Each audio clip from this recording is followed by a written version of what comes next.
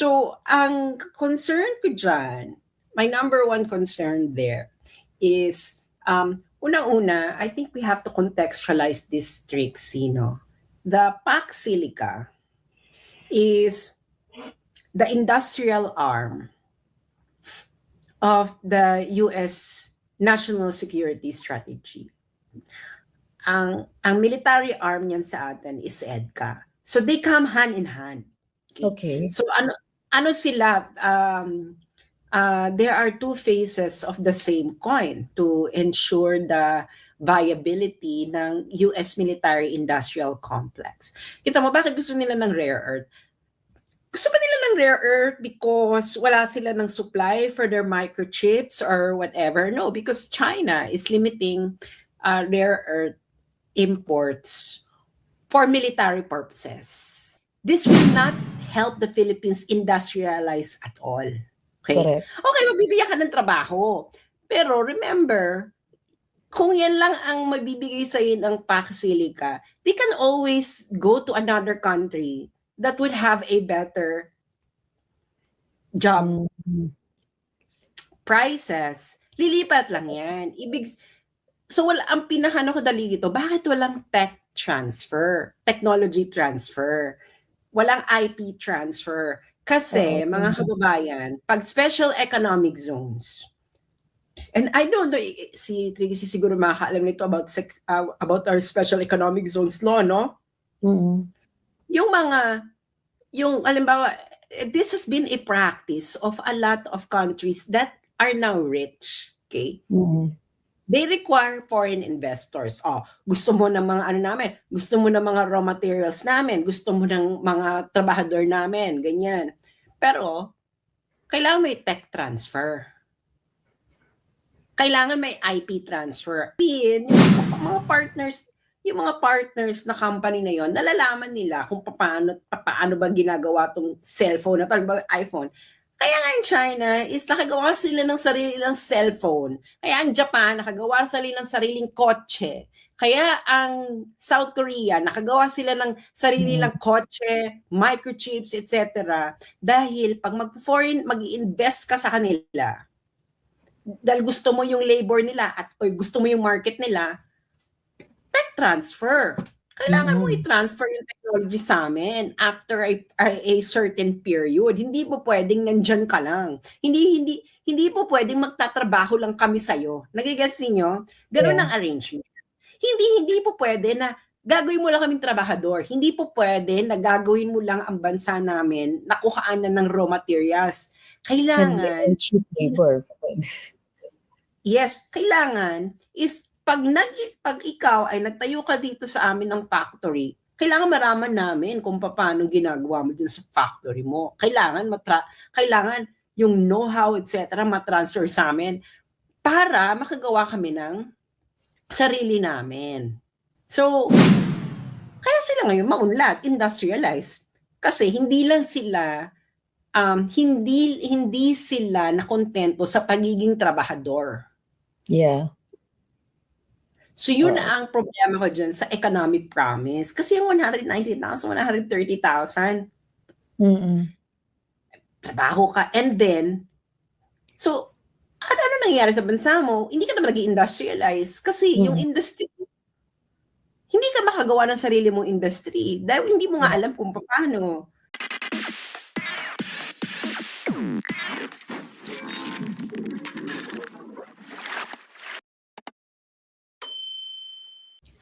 Hi! Naririnig yun ako? Yes. Maganda na yung signal. Okay. Ang hina kasi ng signal kanina.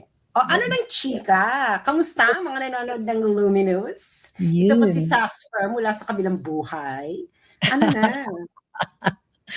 Kamusta, Sas? Anong nangyayari din dyan sa bahagi ninyo ng mundo? Wala naman. Same old. Nandito ako sa kalaban na country. Talaga. Same old. So ano nung pinag-uusapan? Pinag-uusapan na ay ang PAC Silica. Yeah. Kaya nga, di ba? Kakaloka. Well, ako naman, no, Oo. ano bang gusto mong tanongin at gusto mo kong paakyatin? Gusto ko lang marinig yung thoughts mo kasi ngayon hindi pa naman resolved. We know that the project will continue pero may mga major issues ang locals na nag-uumpisa na yung mga legal action. So, sovereignty issues kasi para na naman siyang military bases. Environmental issues dahil dun sa processing ng rare earths and silicon. And syempre yung paggamit ng lupa which is contested kasi partly ancestral domain or claimed ng AITA-AGTA, and of course yung ating national security issues as a very, how do you call this, as a possible target for international aggression in relation with our US relations. So, Okay. yun yung tatlong major concerns dito. Well, ako yung sa possible aggression, kung interstate aggression, I don't think that it will be a target. It's unusual to target now industrial zones unless it is a military outpost, no. Pero if it's industrial zone, it's unlikely. And second, di ba ano nga yung natin, NGCP? Yung kumbaga dating Transcom. Di ba they are the ones building the electric lines there, yung Yes. NGCP. Oo, alam naman natin ang NGCP ang ang investor dyan. I think 40% is a Chinese, it's a Yes. Chinese state-owned company, 40%. So, dominated. So for it to be targeted by China, it's out of the issue. So I don't really think na that is a concern. Okay. Pero kung halimbawa is non-state actor targeting, pwede. Pwede yan. So for like terrorist parang attack, industrial sabotage, conflicts, kumbaga. Yeah. Yung mga yung mga tipong terrorist attack, ganyan, etc. Lalo na data center ng United States, no. And wherever there's a United States, you attract all its enemies. So nothing new. Nothing new. So that's nothing new, no? Okay. So ang concern ko dyan, my number one concern there is, unang-una, I think we have to contextualize this, Trixie, no? The PAC Silica is the industrial arm of the US national security strategy. Ang military arm niyan sa atin is EDCA. So they come hand in hand. Okay. So ano sila, there are two faces of the same coin to ensure the viability ng US military industrial complex. Kita mo, bakit gusto nila ng rare earth? Gusto ba nila ng rare earth because wala sila ng supply for their microchips or whatever? No, because China is limiting rare earth imports for military purposes. Okay, yes. Ay, imports, solar exports. Exports. So ang concern talaga dyan ng United States, hindi ibig sabihin, ano yan, yung iPhones nila, wala nang access to rare earth, or yung mga EV nila, walang access to rare earth. Nunca, yung mga car companies sa US, they're now having partnership with Chinese car companies, no? I believe, is it Ford or something na merong partnership with a Chinese EV company? And Chinese EV companies were even putting up factories in the United States, in partnership, of course, with US company. So it's not really for normal industrial use, yung mga rare earths. So kaya nga sabi nila, economic security zone, yan ang tawag ng United States. It's so weird to call a zone economic and then security at the same time. So ano talaga yan? It's really related to military purpose. And yung pangako nila na economic, can you flash the economic promises? Okay, wait. Economic promises. Napin ko lang ula.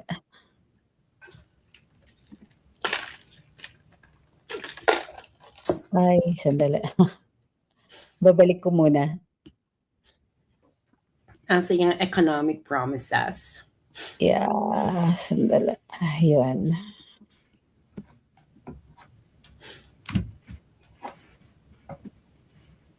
Kung meron pa dyan sa'yo.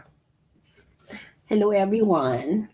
Hello everyone sa nakikinig sa kung PAX ba ang PAX Silica. PAC ba ang PAX Silica o hindi PAC? Ganyan. Okay. Can we go to the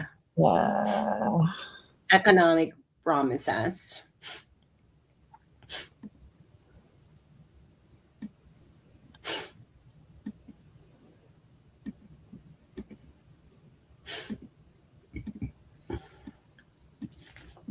Yan. Yung economic promise, anong na-notice mo dyan sa economic promise, Trixie? Just by the data, anong na-notice mo dyan? What is it telling us? Nothing. Ano magiging role ng PAX Silica? So, ang magiging role ng PAX Silica, as you can see the previous slides, ng Pilipinas sa PAX Silica is pagpo-provide ng labor at pagpo-provide ng raw materials. Yes. Okay.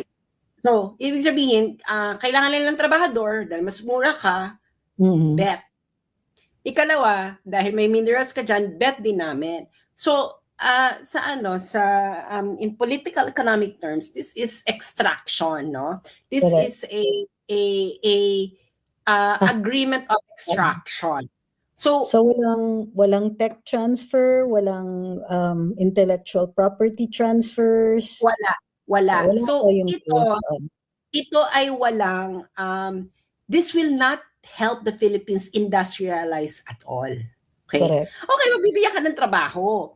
Pero remember, kung yan lang ang mabibigay sa'yo ng PAX Silica, they can always go to another country that would have a better job prices. Lilipat lang yan. So ang pinaka-dali dito, bakit walang technology transfer? Walang IP transfer. Kasi, mga kababayan, pag special economic zones, and I don't know, si Trixie siguro makakaalam nito about our special economic zones law, no? Yung alimbawa, this has been a practice of a lot of countries that are now rich, okay? They require foreign investors.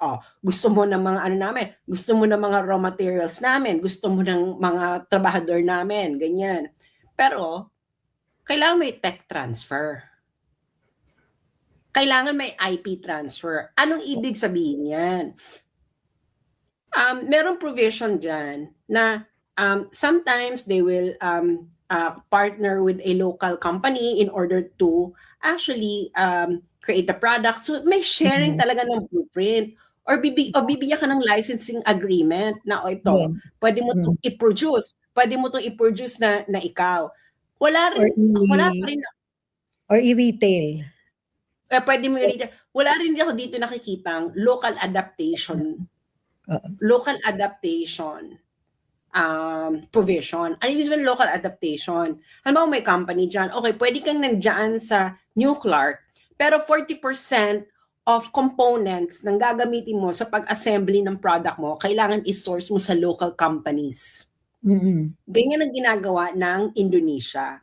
Okay? Sa Indonesia, hindi ka po pwedeng magbenta ng cellphone sa Indonesia kung yung cellphone mo, I think, hindi 40% source ang materials. Hmm. Parang ganyan. So ngayon may Oo. nagpa-percolate kaya sa Indonesia, ang mga phones do'n is, half-half, you know, made in China, made in Indonesia. Oo. Combination siya, partnership talaga siya tapos may tech transfer. So ibig sabihin yung mga partners na company na yon nalalaman nila kung papaano ba ginagawa 'tong cellphone na 'to, halimbawa iPhone. Kaya nga yung China is nakagawa sila ng sarili nilang cellphone. Kaya ang Japan nakagawa sila ng sariling kotse. Kaya ang South Korea nakagawa sila ng sarili Mm. nilang kotse, microchips, etc. Dahil 'pag mag-i-invest ka sa kanila, dahil gusto mo yung labor nila or gusto mo yung market nila, tech transfer. Kailangan mo Mm. i-transfer yung technology sa amin after a certain period. Hindi po pwedeng nandyan ka lang. Hindi po pwedeng magtatrabaho lang kami sa'yo. Nagigets ninyo? Ganun Yeah. ang arrangement. Hindi po pwede na gagawin mo lang kaming trabahador. Hindi po pwede na gagawin mo lang ang bansa namin na kuhaanan ng raw materials. And Kailangan cheap is labor. Yes, kailangan is pag ikaw ay nagtayo ka dito sa amin ng factory, kailangan malaman namin kung paano ginagawa mo dun sa factory mo. Kailangan yung know-how, etc., matransfer sa amin para makagawa kami ng sarili namin. Mm. Okay? Marinig nyo ngayon yung mga Western countries, ay ano yan, theft. Hindi nila sinasabi sa inyo, that's part of the agreement. It's not theft. It's normal part. It's a normal arrangement since time for a very, very, very, very, very, very, very long time. Okay? Since the Yung mga 19th century. matagal na yung technology transfer. Kaya yung mga matatalinong bansa, yung mga yumaman kagad. Mhm. Ano, yung Taiwan. Yung mga Asian miracle, Japan, South Korea, Japan, Oo. Singapore, Oo. Thailand, Like their Vietnam, economies. lahat yan may technology transfer. Pag Oo. mag-invest ka sa kanila, technology transfer, intellectual property rights transfer, ganyan. So, kaya sila ngayon maunlad, industrialized. Kasi hindi sila nakontento sa pagiging trabahador. Yeah. So yun Oo. ang problema ko dyan sa economic promise. Kasi yung 190,000, 130,000, Mm. trabaho ka. And then, so, ano nangyayari sa bansa mo? Hindi ka naman nag-industrialize. Kasi yung Mm. industry, hindi ka makagawa ng sarili mong industry. Dahil hindi mo nga Yeah. alam kung paano. Tapos makikipag-compete ka sa kanila sa sarili mong bansa. So, tapos makikipag-compete ka sa sarili mong bansa tapos wala namang yung bansa mo wala namang protectionist law, no, na mag-i-invest kami. Kasi gano'n naman mga tech transfer i-re-require nila yung Including mga foreign companies, mag-partner oo. kayo sa mga local companies namin. Kailangan ma-transfer yung technology. Tapos Correct. may subsidy yung mga local companies in order to start the industry about from what they learned. Mm. Ito, trabahador ka na naman. Kasi kahit ang concern ko rin yung IP at saka yung retail licensing. Kasi ang mangyayari nan, whatever is produced there, 'pag binili natin for local consumption, bibilhin pa rin natin sa retailers nila. So if, Yeah. for example, 'di ba, although AI is online, 'pag binili mo 'yan, even if you're using the services online, you're paying the same rate of retail as the rest of the world, or even more. Kasi even if it's produced locally, created locally, you will still use their own supply chain. So kung kunwari, if this was a product, let's say sapatos, bibilin mo pa rin sa US yung sapatos na gawa dito. So wala Yes, tayong exactly. benefit, oo. Kasi sino pupunta dyan? So pupunta na dyan yung Foxconn, yung magtatayo dyan ng Foxconn. Mhm. Hindi sila umalis ng China, magtatayo lang sila dyan. Okay, Yeah. yung Foxconn and ano ba yung sabi 130,000 to 190,000 direct high quality jobs. ang jobs dyan, data center. Ang data center naman, hindi naman kailangan niya ng maraming trabahador. Correct. Siguro sa Diba, somewhere, construction, makakakuha ka ng oo. 130 sa construction, yes. Pero pagkatapos sa construction, ilan ba nagpapatakbo ng data center? Wala pa Sabi nga 100 nila ata. apat lang ang mga major na kailangan mo sa data center. 4 people. Everything else can be mechanized. Isipin mo, 4 na tao. Oh, ano ba yan? Ano ba to? Pagawaan ba to ng sapatos? Pagawaan ba to ng damit? Pagawaan ba to ng Hindi na siya kailangan labor ng intensive. Oo. labor intensive ba yung mga industry diyan? Google, ano mga gagawin sa Google? Diyos ko Meta, 'di ba? Ang Meta, kaya nga ang bagal ng complaints kasi it's all electronic. It's all para electronic. mechanized, automatic. Oo. AI na nga eh. Di ba ang natin, ang pinakamalaki nating for some point in time, pinakamalaki nating source of job employment is yung mga BPOs. Nagkaroon ng AI, di ba? So nabawasan na yung kailangan ng mga BPOs kasi yung tier 1 completely replaced by AI. Yung tier, alam mo yung mga tier 1, Trixie, ito rin magtatanong, magkano yung bill ko? Magkano yung which is now hindi mo nakita yung ninyo, yung GCash ninyo, may AI na rin. Yung mga simpleng, kahit yung mga simpleng kahit nga mag-report ka ng naka-down yung GCash mo, AI mo lang sa GCash eh. Wala, kasi dati diba, tatawag ka pa ng GCash, i-report ko lang yung So yung mga ganon, yung mga year 1 jobs, wala na yan. Yung mga na-escalate sa mga tier 2 and tier 3, those are very, very few issues that cannot be resolved by automation.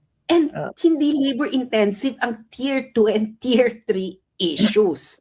Okay. So ngayon, ito kaya nga yung mga sinasabi nila ng mga economic promise, okay, edi ang ganda, magkakaroon ng maraming trabaho. And then, paano yung industry mo? Development. Walang development. Trabahador ka lang. Correct. Ang gusto mo nga, yung mga engineers mo ma-empower eh. Gusto mo yung mga engineers mo malaman nila paano ba ginagawa itong mga to. Magawa nga natin sa Pilipinas. Gusto mo magkaroon ng ganong klaseng magkaroon ng ganong development pag nagkaroon ng technology investment sa Pilipinas. Yung engineer mo matutunan and then they can start and the government can fund those startups that would develop indigenous technology in the Philippines.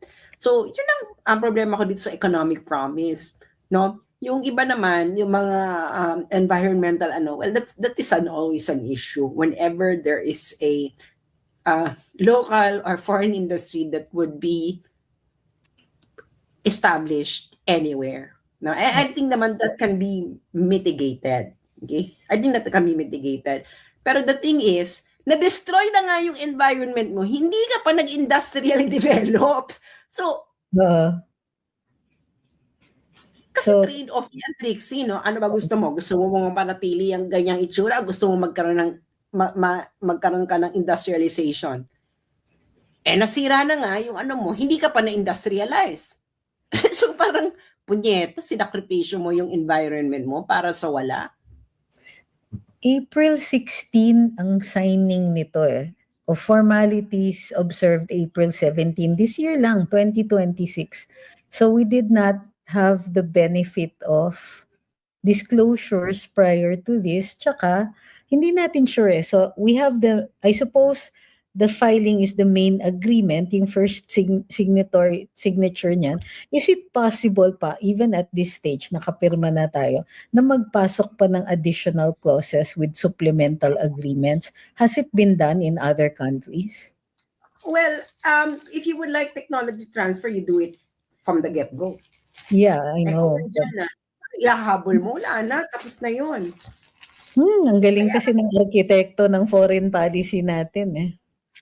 Diba, bakit ba? bakit ba natatakot silang ilagay ang technology transfer? Gusto mo ng raw materials namin, edi kailangan may balik. Hindi po pwedeng trabaho lang. Hindi ko kami pwedeng gawing trabahador lang. Kaya nga, di ba? Kasi naman kasi yung mga ano rin natin, yung mga elite din naman kasi natin, Trixie, okay na sa kanila magkaroon ng equity stakes. Correct. Ayan, gaya ng Maharlika Fund. Okay na sa kanila magkaroon ng shares. Kaya kita mo, ano na tayo, 2026, naunahan pa tayo ng mga mga African countries na nasa civil war na makagawa ng sarili nilang kotse, brand ng kotse, brand ng EV na maganda. Meron silang local car industry, local vehicle industries. Sa atin, pabaliktad din, nagkaroon tayo ng local and then nawala. We're back to pure importation, lahat ng mga ng transport requirements natin. As in 100%, whatever transport requirement, it's always imported. So wala tayong local niyan. Kahit bisikleta, wala tayong local. Ayun ang mahirap niyan, no? Yung Pax Silica is really what the United States want. Yung gusto ni yung ni Trixie kanina, meron ba tayong say kung sinong mga companies ang pwede mag-invest? Wala. I think pre-approved na eh. Halimbawa, yung Aqua ng Saudi Arabia, pre-approved yan.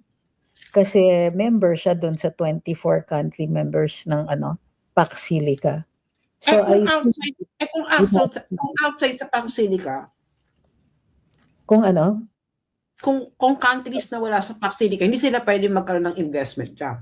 No, so yung 24, doon ka sa 24 countries pipili. I-double check ko ha, pero either nasa 24 countries ka pipili o doon sa may pre-approved yan eh. So double check natin. Alam mo kung hindi na ito malulusutan, ang gagawin ko. So susunod na presidente, sabihin ko, magtayo ka ng initiative, Pax BRICS. Ganun, industrial center, ilagay mo sa ibang So may requirements ka, global multinational tech firms, which are usually US-based, allied partner governments, allied meaning part ka ng Pax Silica, and institutional financial institutions. So since this is an international agreement, institutions means things like World Bank, yung mga ganon na na financial institutions, nasa level ng ganon. So international na actors lang sa pagdating sa financial. So pag hindi ka again, member ng Pax Silica, hindi ka pwede makapag-invest dyan. So ibig sabihin, yun yung tumatatanggal generally, ng 2020, gumawa ka rin pang industrial zone. Na gumawa ka sa iba, lagay mo sa Mindanao, lagay mo sa Visayas or whatever, ganyan din. Pax BRICS. So lahat ng member countries ng BRICS, wala namang exclusivity akong nakita. So posible pa yun. Hindi maglagay ka sa iba. O diyan kayo dito yung mga American ally, okay, dito kayo sa Visayas mga BRICS country. 'Di ba? So kasi kung yan lang, ano ba locked in sa Pilipinas, kailangan isa lang ang ganyang arrangement. Hindi ba pwedeng marami? 'Di ba? So tapos pabonggahan sila, sino magiging mas matagumpay na industrial zone sa Pilipinas? Ang Pax Silica or ang Pax BRICS? Yan ang Pax Rare Earth. Ang BRICS. Pero grabe, pati yung so pati yung resource extraction, isa pa nga yan. It's a major concern kasi nga wala siyang kaakibat na development. So in exchange for our rare earths, pollution ang bibigay nila sa atin. Hindi development. Walang development. Yun ang problema, Trixie. Kasi yun ang trade-off, di ba? Kahit naman sa mga indigenous community, pag gusto mo yung land nila, may pinaparating binibenta, magkakaroon ng development, ganyan-ganyan. Ito talaga, wala talaga eh. Wala, zero. Unless meron silang maipoproduce bigla. But I doubt it eh. So ang sinasabi nilang pinaka-gain natin is mag-gain yung, well of course yung workers, but I don't know how much and how long that's going to be kasi nga limited yung capabilities, yung open na jobs for this particular market. At saka, yung Maharlika Investment Fund, at least pangako nila daw na magbe-benefit yun. Daw. Di pa natin alam kasi $5 billion lang yung ininvest nila sa Saudi Aqua. And hindi ko alam kung ano yung exposure natin dyan. So, hindi pa natin nakikita yung mga yan. Marami pa tayong hindi pa nakikita. We need to examine even the financial documents. How much is the guaranteed income of the Maharlika Investment Fund in Saudi Aqua? Pero ang masakit niyan is that yun nga tama ka, equity So tuwan-tuwa na tayo dun sa equity ng Maharlika Investment Fund, not understanding that the trade-off is still yung mga ma-extract sa atin. So sige, parang what's the difference between yung gain through the Maharlika Investment Fund or yung tayo na mismo yung mag-export ng whatever rare earth na yan for a direct compensation. 'Di ba? Mas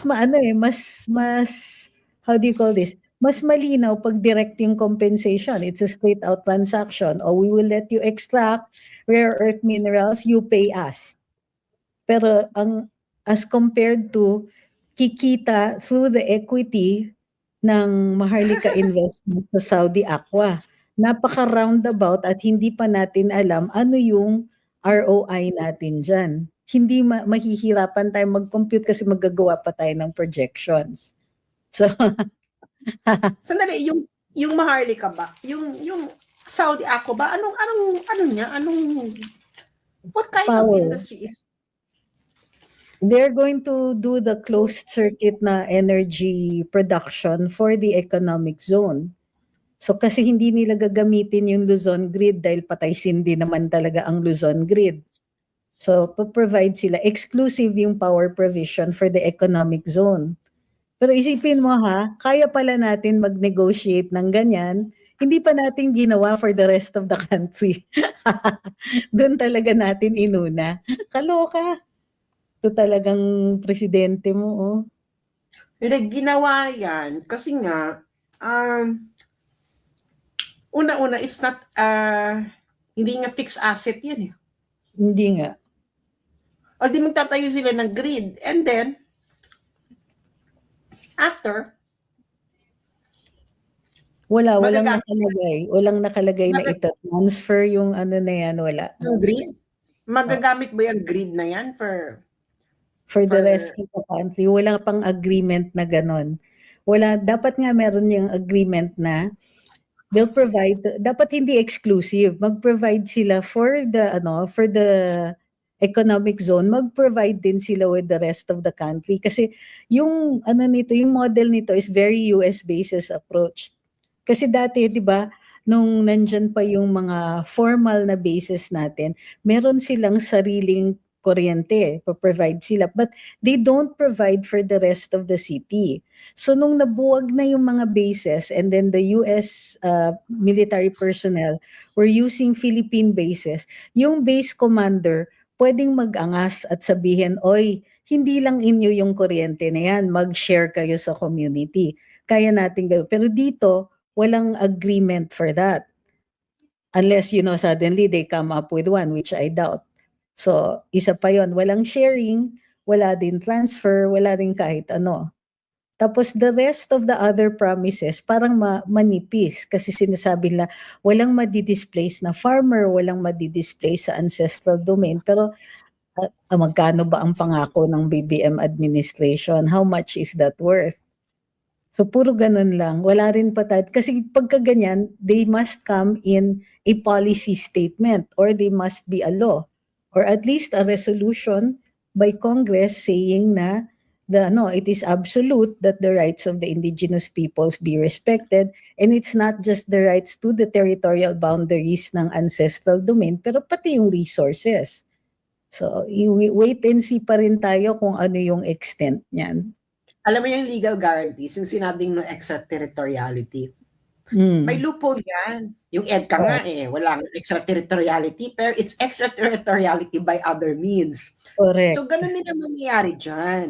Ganyan Oo. din yung mangyayari diyan. Magiging katulad yan ng parang EDCA Mm. arrangements Yeah, na hindi nakalagay doon na may extraterritoriality, pero it's extraterritoriality in practice yung mga nandun. oo, Kaya kaya yung mga nandiyan, halimbawa, yung um, hindi mo po pwedeng kasuhan yung sundalo na without the consent of correct. the US Of the government. Ganyan din ang mangyayari dyan. Hindi mo, na bago mo masuhan, kailangan humingi ka muna ng consent ng Pax Oo. Silica Group of Gagawa sila ng kunwari-kunwari board na that's where your petitions go to. Yes. Yes, magkakaroon ng ganyan. Arbitration muna, hindi mo muna pwede Philippine laws. So, Correct. ganun din. Ganun din naman mangyayari dyan na Mm. kasi nga ang ayaw kasi nila niyan, kaya gusto nila extraterritoriality. Nga, syempre, paano kung may major presidente ng Pilipinas na I will nationalize this area. Mm. May ano pa Gusto nila ng meron pang protection. meron pang issue yan sa lupa because the 99 years lease. Pero sino yung magbabayad ng lease na yan? Since this is not really a country-to-country na ang magbabayad ng lease, technically, yung mga investors. Pero walang nakasabi about the rates that are to be set and so on. So titignan pa natin dyan. Pero the rental is for the lease agreement is 99 years. So sa Philippine law, yung 99 years, halos ownership na yung tawag dyan. Pero they made an exception for this one. Ako naiintindihan ko. Its purpose is to for stability. Pero hindi nila nilalagay kung ano yung gain natin dun sa 99 years na yon. Kung mayroong automatic increase in rentals, kung mayroong and magkano yung actual rental fees dyan, sino yung mag-arbitrate dyan, and so on. Ang dami pang wala, ang dami pang kulang.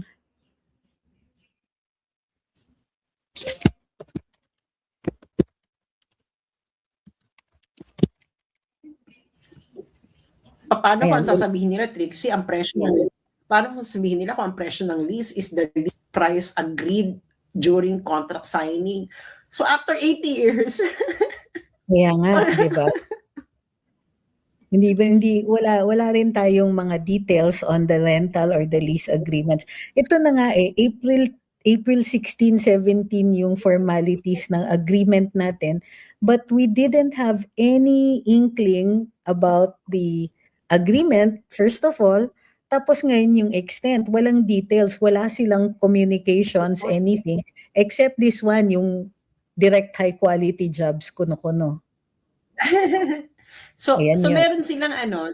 meron silang info material, pero wala silang ma-present na agreement. Wala pa. Wala tayong nakikita. I've crawled all over wala pa akong nakikitang copy ng agreement na yan. Which, if it's going to be a law or part of the law of the land, requires publication. Kaso contract siya. So, di natin alam kung kailan, if ever, ilalabas nila yan. May may bad habit ang Philippine government, lalong-lalo na dito under BBM, na ang daming hindi pinag-uusapan. So isa pa pala yan, bakit hindi dumaan sa Senate yan, because it's considered, di ko sure kung executive agreement ito or commercial agreement that's solely under the executive. Di tayo rin sure. So dami pang question mark ito. Well, kung may territoriality yan, Oo, dapat. So yun, maraming salamat sa Teka, nawala ka. Nawala audio mo. Again. Ulit. Yung last na sinabi mo. walang sinabi ko na kung may extraterritoriality yan, baka umabot yan ng Senate. Kaso nga, nagkaroon na ng template na may extraterritoriality pero na-frame siya na hindi executive agreement lang ito, na in it is an implementation of the Mutual Defense Treaty. So ngayon, baka itong economic zone, baka i-pattern nila yan na it's an implementation of the Mutual Defense Treaty. Because economics is part of security. Alam mo naman, marami gustong gawin dyan pambabali, which is I think they might as well, kasi nga nagkaroon na ng Supreme Court decision about dun sa EDCA eh. So na lang din ang gagawin nila. So yun ang eksena ko dito. It is ang ganda-ganda niya on the surface. Ang trabaho, magkakaroon kayo ng maraming trabaho, magkakaroon tayo ng AI data center, ganyan. But it is as exciting as when Filipinos in the 60s, 70s, or 80s learned that magkakaroon dito ng ng pagawaan ng Levi's, pupunta na dito ang Barbie, ang paggawa Barbie, etc. And nung umalis sila, wala. Kita mo, ang tagal-tagal na natin gumagawa. Walang iwan. Ang tagal-tagal na natin nasa semiconductor industry, ha? Bakit hindi tayo magkaroon bakit hindi na assembly? Bakit wala tayong sariling, walang Philippine brand na microchips na can compete in the market? That is a sign that you are just in the lower assembly line, which is going to happen here. No? Because wala kang tech transfer kasi yung mga silicon natin, lang sila, final assembly lang yung, na sila, further down the assembly line. Okay? Correct. So yun na do you want to know what exactly are the high quality jobs? Construction. Wala nga, hindi nga natin alam kung hindi na nag-announce ang Maharlika, hindi natin makikita na may equity sila doon sa Saudi Aqua. Yung mga ganyan ba? A lot of, hindi ko alam kung sinasadya, although suspect ako, sinasadya nila talaga. Konti lang ang information dito because maliwanag na dihado tayo, which means alam ng Philippine government na mayroong mga malalaking dihado tayo dito sa agreement na ito. So ayun, something to think about. Tas, maraming salamat. At gogora na rin ako. Maraming salamat for your input. So para dun sa, thank you very, very much. Napaka-valuable talaga ng input ni Sas. Thank you. Para dun sa mga nanonood. So this is something to think about, na you also have to consider kung bakit ang Philippine government mismo ang may kulang talaga sa pag-provide ng information sa atin given all of these concerns na on these issues. So magla-live po tayo uli on another issue on SONA. So gusto ko lang ihiwalay kasi yung live nito at saka yung live doon sa ating mga sa ating concerns tungkol sa upcoming State of the Nation address. Dahil may mga baka gagawa na lang ako ng video muna. Dahil may mga certain concerns na narinig nating ilalabas ni Pangulo tungkol dyan. So antabayanan, ilalabas natin later, early this morning or at the latest. So muli maraming salamat sa lahat ng sumubaybay sa live natin ngayong araw na ito at tuloy-tuloy sa suporta para sa amin dito sa Luminous. So this was at your request itong pag-discuss ng Pax Silica. If there are further questions on this one, we will continue to hold yung mga live natin para sa pagsasagot ng mga katanungan na yon. Basta subject to the availability of information. Tulad nga ng nakita natin, kukunti pa ang available information that is online, including yung